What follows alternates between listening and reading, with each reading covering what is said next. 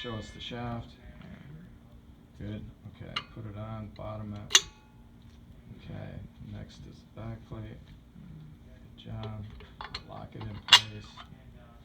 Okay, show the shim. Go ahead and put the shim up there.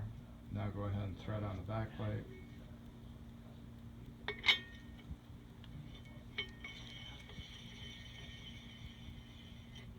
Okay, make sure that the impeller's tight. Tighten the impeller.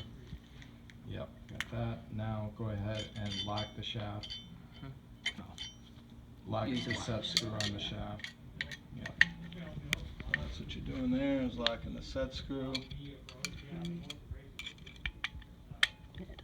Locked? Okay, good. Okay, now take the impeller off. Okay. Now the impeller comes off, the back plate comes off. We put the seal in. Seal in there. Okay.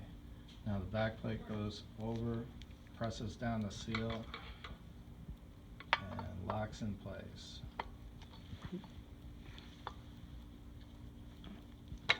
There you go. Okay, now it's locked in place. The O-ring for the shaft, and then the impeller goes on it. And the impeller has to be tightened, so use that just locks the shaft. Now we give it a whack there. Yeah, that should be good. Now the casing goes on.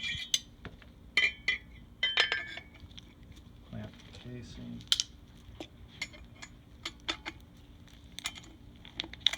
And then one last check is the front clearance with the shims.